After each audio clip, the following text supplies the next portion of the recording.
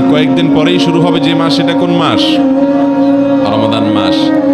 রমাদান মাস, এই মাস সম্পর্কে আল্লাহ রাব্বুল আলামিন কোরআনে কারীমের মধ্যে বলেছেন, শাহরু রমাদান, মানে রমাদান মাস, আল্লাযী উনজিলা ফীহিল কুরআন, এটা এমন একটা মাস যেই মাসে আল্লাহ রাব্বুল আলামিন এই মহাগ্রন্থ আল কোরআন নাজিল করেছেন আসমান থেকে।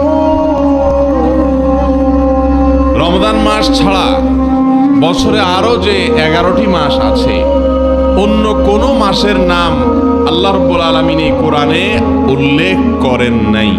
শুধু একটি মাসের নাম আল্লাহ কোরআনে নিয়েছেন, সে মাসটার নাম কি? রমজান মাস।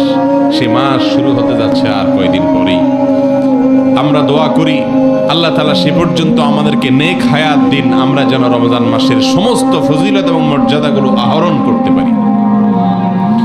মোহতারাম হাজরিন, রমাদান মাস যে মাসে আল্লাহ তাআলা কোরআন নাজিল করেছেন, কোরআন হলো আল্লাহর পক্ষ থেকে মুসলিম জাতির প্রতি সবচেয়ে বড় পুরস্কার।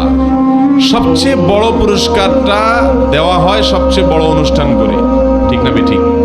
সবচেয়ে বড় অতিথির হাত দিয়ে। যত দামি পুরস্কার হয় তত দামি অনুষ্ঠানে দামি ব্যক্তির মাধ্যমে দেয়া হয়।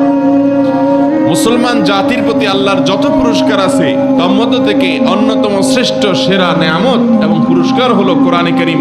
যে কোরআন আমাদেরকে পথ দেখায় জান্নাতের, যে কোরআন আমাদেরকে নিষেধ করে জাহান্নাম থেকে, যে কোরআন আমাদের কল্যাণের পথ দেখায়, সেই কোরআন আল্লাহ তাআলা কখন দিয়েছেন? রমজান মাস। তাহলে এখান থেকে রমজান মাসের শ্রেষ্ঠত্ব, এটা যে অন্য যে কোনো সময়ের চাইতে আল্লাহর কাছে মর্যাদাবান, এটা বোঝা যায় কি যায় না?